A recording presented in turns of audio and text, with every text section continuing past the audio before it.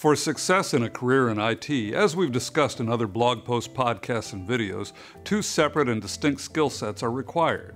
Obviously, you must have outstanding technical skills, especially related to the products you support. For the purpose of this discussion, we'll refer to that as your competence.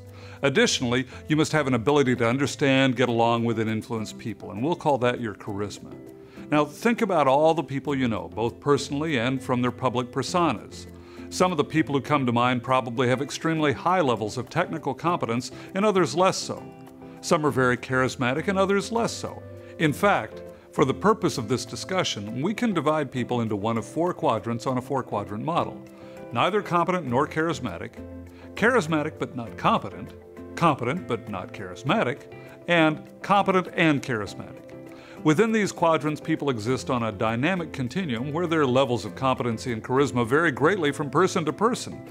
Not only that, but the personal levels of competency and charisma within an individual can vary from moment to moment. Now, think again about the people whom you know. Generally, the most successful people, by most measures of success, display extremely high levels of both competency and charisma. The late Steve Jobs, co-founder of Apple Computer, is someone who comes to mind as having extremely high levels of both competence and charisma. Conversely, the least successful people display extremely low levels of both competency and charisma.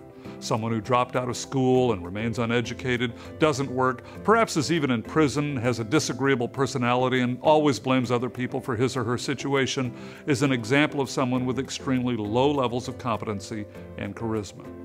Some people show extremely high levels of competency but have limited people skills. An example of such a person might be someone who is a brilliant coder but has difficulty interacting successfully with other people.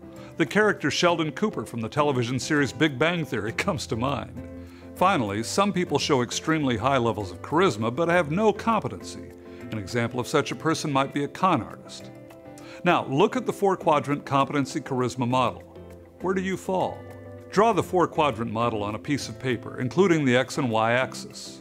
Rate your people skills on a scale of 1 to 10, with 1 being no people skills at all, and 10 meaning you are the best there is in the entire world. Do the same with your technical competency level, where 1 means you have no technical skills, and 10 means you're the best there is in the world. Mark the intersection of your two scores on the chart. Now, don't give any thought as to where your scores are compared to those of other people. These scores are highly subjective, certainly not scientific, and are intended only as a very general guide to help people seeking to work on self-improvement. In our world, we love to compare ourselves to other people, but that's a really bad idea. Don't do it, ever. Most of us will probably fall somewhere toward the middle of the chart. Each of us will land in different areas based on differing levels of technical competence and people skills, your charisma. Your position on the chart today doesn't matter. What matters is to do everything we can, every minute of every day, to move ourselves closer to the extreme upper right corner of the upper right quadrant, where we show the highest possible levels of both technical competency and people skills or charisma. This is very similar to the Japanese concept of Kaizen, used by Toyota and other highly successful organizations. The idea is to make small improvements every day, which over time add up to big improvements. For technical competency, work on certification. Set up a test lab, attend training, watch training videos, or join a users group. To improve your people skills, your charisma, read books such as Stephen Covey's 7 Habits or Dale Carnegie's How to Win Friends and Influence People, or any of the multitude of other books, audio tapes, and videos on how to get along better with people. As you work on improving your competency and your charisma, realize that we're all subject to that bane of our species called human frailty.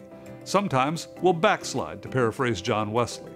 When we do, don't dwell on it, just reflect on what happened, pick yourself up, dust yourself off, and keep heading toward a high level of technical competency and charisma in that upper right quadrant.